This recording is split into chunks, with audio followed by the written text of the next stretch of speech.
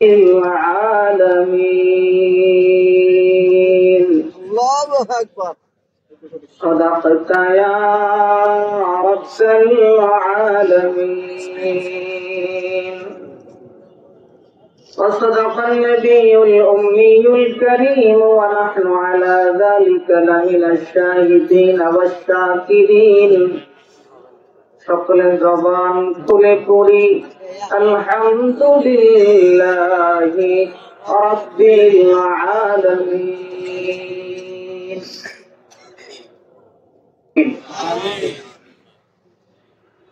তাফসীরুল কোরআন শব্দটাই ব্যাপকতামূলক। তাফসীর মানে খোলা, মুক্ত করা, ঢাকনা খুলে দেওয়া, পর্দা উন্মুক্ত করা। এখন খুলতে গেলে তো সময়ের প্রয়োজন, কি বলেন ঠিক কিনা? আসলে নিজের পরিচয় তো আসলে বলেই ফেলছে, কি বলবো আর। যেহেতু দীর্ঘদিন পর্যন্ত এই বিষয়ের সাথে আল্লাহ তাআলা লাগিয়ে রেখেছেন, তারপরে চেষ্টা করবো অল্প সময়ে কিছু বলবার জন্য। আল্লাহ ভালো কিছু জবান দিয়ে বের করে দেন, কিছু বলেন না আমিন। সংক্ষিপ্ত সময়ের দিকে তাকিয়ে আমার বড় ভাই হযরতুল আল্লামা মুফতি আব্দুল মান্নান কাসিমি সাহেব দামাত বারাকাতুহুল আলিয়া যে সূরা থেকে শুরু করেছেন, আমি ওই আয়াতে, ওই সূরার সর্বপ্রথম আয়াতে কারিমার একটা শব্দ নিয়ে কিছু কথা বলতে চাই। একটা শব্দ নিয়ে অল্প কিছু কথা বলবো, দয়া করে একটু ধৈর্যের সাথে শুনবার চেষ্টা করেন। সম্মানিত উপস্থিতি, কোরআনুল কারীমের ভিতরে মৌলিক আলোচ্য বিষয় তিনটা। কয়টা? তিনটা। এক নম্বর আলোচ্য বিষয় হলো তাওহীদ খালিস, আল্লাহ পাকের একাত্মবাদের আলোচনা। দুই নম্বর রিসালাতুল আম্বিয়া, নবুওয়াতুল আম্বিয়া, বিশেষ করে খাতমে নবুওয়াত, সমস্ত নবীদের নবুওয়াত, বিশেষ করে আমার নবী, আপনার নবী মুহাম্মদুর রাসূলুল্লাহ সাল্লাল্লাহু আলাইহি ওয়াসাল্লাম, তিনি সর্বশেষ নবী, এ সংক্রান্ত আলোচনা। নাম্বার 3 পরকাল, ইয়াউমে কিয়ামত। তাহলে মোট আলোচ্য বিষয় কয়টা হলো? তিনটা। আলোচ্য বিষয়ের দিক থেকে সবচেয়ে বেশি প্রাধান্যপূর্ণ কোনটা? প্রথমটা, নাকি তারপরে দ্বিতীয়টা, তারপরে তৃতীয়টা?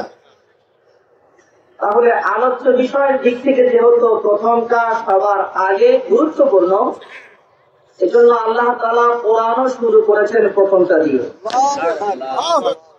এটা কি? তা হলো আল্লাহ আলোচনা। এই সূরা এমন একটি সূরা, হাদিসে পাকের ভিতরে পরিষ্কার আসছে, সূরাতুল ফাতিহা সুলুসাইল কোরআন। সূরা ফাতিহা কোন ব্যক্তি যদি তেলাওয়াত করে, আল্লাহ তাআলা তাকে 20 পারা কোরআন তেলাওয়াতের সওয়াব দান করেন। কয় পারা? 20 পারা। এত গুরুত্বপূর্ণ একটি সূরা, 6232টি আয়াতের মধ্যে প্রথম আয়াতে কারিমা যেটা আলহামদুলিল্লাহি রাব্বিল আলামিন, এর অর্থ আমরা সবাই জানি। সকল প্রশংসা তার, আল্লাহর পরিচয় কি? ভাই বলেছেন তো? কি বলেছেন? রব্বুল আলামিন। রব্বুল আলামিন, রব কি? এইটা বুঝবো, এটা আমার আলোচনা। রব কি? রব কে? আল্লাহ। রব্বুল আলামিন কোরআনে পাকের ভিতরে বলেন, উলিদুর রহমান, উলিদুল্লাহ, আবিদুর রহমান।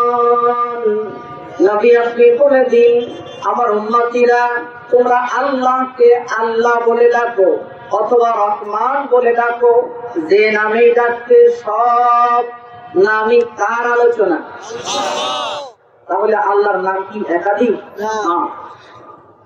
আলাহুল আসমাউল হুসনা, কারণ আল্লাহ পাকের সুন্দর সুন্দর অনেক নাম আছে, এক দুইটা না, অনেক নাম। কয়টা? অনেক নাম। আবু হুরায়রা রাদিয়াল্লাহু আনহু বলেন, আল্লাহ পাকের রাসূল কারীম সাল্লাল্লাহু আলাইহি ওয়াসাল্লাম ইরশাদ করেন, ইন্না লিল্লাহি তাআলা 99 ইসমা। রব্বুল আলামিনের 99টা গুণবাচক নাম আছে। কয়টা?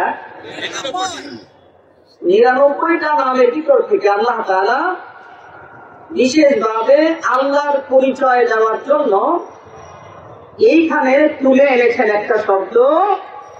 তোমরা আল্লাহকে যদি চিনতে চাও তাহলে এই নামে চেনো, তিনি তোমাদের রব। প্রশ্ন হলো, আল্লাহ পাকের 99টা নাম থেকে আল্লাহ তাআলা বাছুরি দিয়ে আল্লাহর পরিচয় দেওয়ার জন্য কোরআনে কারীমের শুরুতে রব শব্দ আনলেন কেন? আর 98টা নাম তিনি উল্লেখ করলেন না কেন? নিশ্চিত এটা প্রমাণ হয় 98টা নাম বোঝার জন্য আমাকে আপনাকে আল্লাহর পরিচয়ের ক্ষেত্রে রব শব্দ বুঝতে হবে। যে রব চেনে না, রব জানে না, সে অন্য নামের পরিচয় বুঝবে না। চিল্লা করে ঠিক কিনা? এই জন্য রবকে আল্লাহ আগে এনেছেন। রব শব্দটা অত্যন্ত গুরুত্বপূর্ণ। সংক্ষিপ্ত আকারে বুঝি, আমি আপনি এই জগতে আসার আগে এই জগতে ছিলাম, সেই জগতের নাম হলো আলামে আরওয়াহ, রূহের জগৎ, যেখানে শুধু আত্মা ছিল, দেহ ছিল না। আল্লাহ তাআলা সেইখানে আমাকে আপনাকে একটা ওয়াদা নিয়েছিলেন। ওয়াদাটা হলো আলাস্তু বিরাব্বিকুম। সকলে কি বলেছিলাম? ক্বালু বালা। আল্লাহ জিজ্ঞাসা করেন, আমি কি তোমাদের রব নই? তাহলে রূহের জগতে আল্লাহ তাআলা আমার আপনার সাথে সর্বপ্রথম আল্লাহর কোন নামের পরিচয় ঘটালেন? কথা বলতে হবে, রব। কোরআনের শুরুতে রব্বুল আলামিন তার নিজের পরিচয় দেওয়ার জন্য কোন নামের আলোচনা করলেন? কোরআনুল কারীমের সর্বশেষ সূরা, সূরা নাস। রহমানুর রহিম ডাক দিয়ে বলেন, কুল হে নবী আপনি বলেন, আউযু, তারপরে আপনারা বলেন বিরাব্বিন নাস। হে নবী আপনি বলেন, আমি আশ্রয় প্রার্থনা করছি রব্বুন নাসের কাছে, সমস্ত মানব জগতের মহান মালিকের কাছে, রবের কাছে। অর্থ বোঝার বাকি নেই। কোরআনে পাকের সর্বপ্রথম সূরার শুরুতে সর্বপ্রথম আয়াতে রবের পরিচয়, তদ্রূপভাবে কোরআনে পাকের সর্বশেষ সূরার ভিতরে রব্বুল আলামিন এনেছেন তার কোন নাম? রব। শুধু কি তাই আল্লাহর বান্দা, আমি আপনি যখন এই দুনিয়া ছেড়ে কবরে যাব, যাওয়ার পরে আমাকে আপনাকে বিশেষভাবে প্রশ্ন করা হবে কমপক্ষে 3টা, সর্বোচ্চ 4টা। কমপক্ষে 3টা, সর্বোচ্চ 4টা। সমতার সাথে বলছি, যাতে করে টক্কর না হয়। সর্বনিম্ন 3টা, সর্বোচ্চ 4টা। এই 3 হোক বা 4 হোক, তাকে যেই কয়টা করা হবে তার ভিতরে সর্বপ্রথম প্রশ্ন কি? মার রব্বুকা। আজীব, আশ্চর্য। কবরের প্রথম সওয়াল এই শব্দ সম্পর্কে রব। বোঝার বাকি আছে রবের কথা।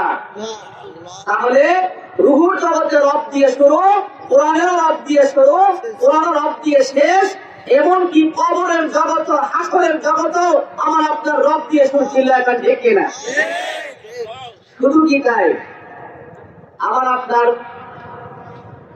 জাতীয় পিতা, আদি পিতা, মানব জাতির পিতা হযরত আদম আলাইহিস সালাম যখন দুনিয়াতে আসলেন, দীর্ঘকাল আল্লাহর কাছে কান্নাকাটি করার পরে আল্লাহ তাআলা একটা দোয়া শিখিয়েছিলেন।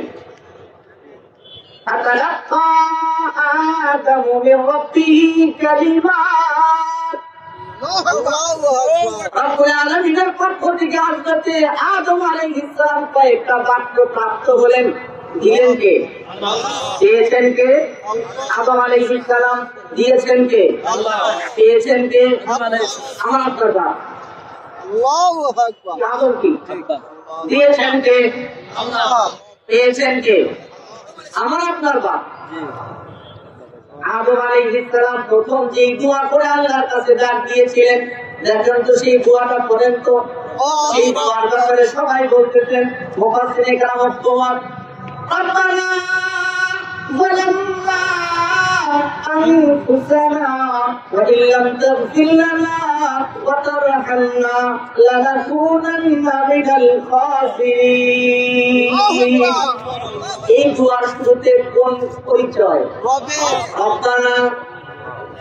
হায় হায়, তাহলে দুনিয়াতে মানুষ হিসাবে আল্লাহর সাথে কথা শুরু হয়েছে এই শব্দের মাধ্যমে, তা হলো রব। চিল্লাবেন দেখে না? শুধু তাই না, আল্লাহর বান্দা আসেন যাই, এই শব্দ কত গুরুত্বপূর্ণ। আমার আপনার ধর্মীয় পিতার নাম কি? আপনারা বিরক্ত হচ্ছেন নাকি? নাকি ছোট মানুষ হিসাবে আপনারা শোনেন? ছোট মানুষ আছেন। আমার আপনার মিল্লাতা আবিকুম ইব্রাহিম, আমার আপনার ধর্মীয় পিতার নাম হযরত ইব্রাহিম। ইব্রাহিম আলাইহিস সালাম যখন বাইতুল্লাহ শরীফ আল্লাহর নির্দেশ মোতাবেক নির্মাণ করছিলেন, ওয়া আহিদনা ইলা ইব্রাহিম ওয়া ইসমাঈল, আল্লাহ বলেন আমি জোর নির্দেশ জানালাম ইব্রাহিম এবং ইসমাঈলকে। কি নির্দেশ? আন তাকিরা, তোমরা দুইজন মিলে পাক পবিত্র করো, সাফ করো, পরিষ্কার করো। বাইতি, আমার ঘরকে, লিত্তাইফিন, তওয়াফকারীদের জন্য, ওয়াল আকিফিনা, ইতিকাফকারীদের জন্য, ওয়ার রুকআইস সুজুদ, রুকু সিজদা নামাজ আদায়কারীদের জন্য। সেই তওয়াফ করার ঘর কোন ঘর? কাবা শরীফ। নূহ আলাইহিস সালামের পরে লাঙ্গলে পুরা বাইতুল্লাহ শরীফ ঢেকেছিল, মানচিত্রের ভিতরে বাইতুল্লাহ শরীফকে দেখা যাচ্ছিল না। এই বাইতুল্লাহ শরীফকে মাটির নিচ থেকে উদ্ধার করেছেন এবং ঘর নির্মাণ করেছেন আমার আপনার পিতা হযরত ইব্রাহিম আলাইহিস সালাম। যখন বাইতুল্লাহ শরীফ নির্মাণ শুরু করলেন, তখন মুখে মুখে কি বলেছিলেন? কথা তো এইটা, কি বলেছিলেন? রব্বানা তাকাব্বাল মিন্না ইন্নাকা আনতাস সামিউল আলীম। আল্লাহ তাকাব্বাল মিন্না, হে আমাদের রব, কবুল করে নেন এই কাজকে আমাদের পক্ষ থেকে আপনি। রব্বানা তাকাব্বাল মিন্না, আল্লাহ আমাদের এই ক্ষুদ্রতম কাজটুকু আপনি কবুল করেন। ইন্নাকা আনতাস সামিউল আলীম, নিশ্চয় আপনি সর্বশ্রোতা, সর্বজ্ঞাত। তাহলে ইব্রাহিম আলাইহিস সালাম আল্লাহ পাক রব্বুল আলামিনের ঘর নির্মাণ করার সময় মুখে মুখে কোন দোয়া করেছিলেন? সেই দোয়ার ভিতরে সর্বপ্রথম শব্দ কি ছিল? তবে যেখানে যাই খালি সেখানে খালি রবই পাওয়া যায়। আমার কথা কি বুঝে আসতেছে? যেখানে যাই সেখানেই কি আল্লাহর বান্দা। ইসলামের দৃষ্টিতে সবচেয়ে গুরুত্বপূর্ণ ইবাদত নামাজ। ঈমানের পরে কোনটা? নামাজ। সবচেয়ে গুরুত্বপূর্ণ ইবাদত নামাজ। ঈমানের পরে সবচেয়ে গুরুত্বপূর্ণ ইবাদত কি? নামাজ। এই নামাজের ভিতরে বান্দা সবচেয়ে আল্লাহ পাকের নিকটবর্তী হয় দুই সময়, একটা হলো রুকু আর একটা কি? সিজদা। নবী আমার পরিষ্কার করে বলেন, আকরাবু মা ইয়াকুনুল আবদু ইলাল্লাহ ওয়া হুয়া সাজিদ। নবী আমার বলেন, একজন বান্দা হিসাবে আল্লাহ পাকের সবচেয়ে নিকটতম হয় ওই সময় যখন বান্দা সিজদার ভিতরে আল্লাহ পাকের জমিনে আল্লাহ পাককে সিজদা করার জন্য এই কপালখানা লুটিয়ে দেয়। ওই সময় বান্দা সবচেয়ে বেশি আল্লাহর কাছাকাছি হয়। চিল্লায় কোন ঠিক কিনা? আমরা তখন সিজদা করি কয় হাত দিতে? সাতটা। কয়টা? নবী আমার বলেন, কমিতু আন আসজুদা আলা সাবআতি আযম, আমাকে নির্দেশ করা হয়েছে 7 হাত দিতে সিজদা করতে। কয় হাত দিই? 7টা। কপাল আর নাক মিলে একটা। দুই হাত কয়টা? তিনটা হলো। কপাল নাক মিলে একটা, দুই হাত কয়টা হলো? দুই হাঁটু কয়টা হলো? আর দুইটা পাও কয়টা হলো?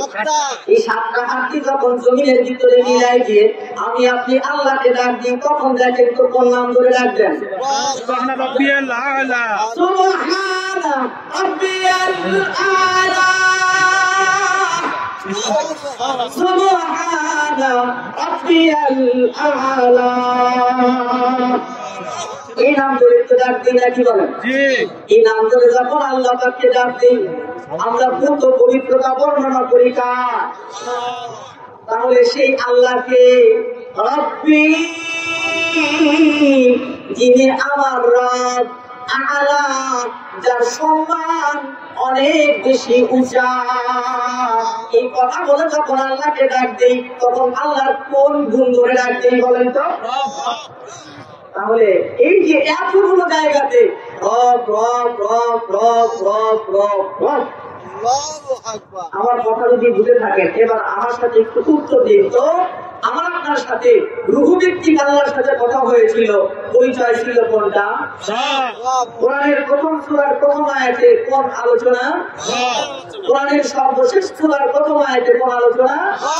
কবরের মধ্যে প্রথম সূরা, হযরত আদম নবীর মুখে সর্বপ্রথম দোয়া, হযরত ইব্রাহিম নবীর মুখে বাইতুল্লাহ শরীফ নির্মাণ করার দোয়া। এমনকি ইব্রাহিম আলাইহিস সালাম আল্লাহর কাছে সন্তান চায়, কি চায়? সন্তান। 99 বছর বয়সে সন্তান নাই, আল্লাহর কাছে দোয়া করে, কোন নাম করে?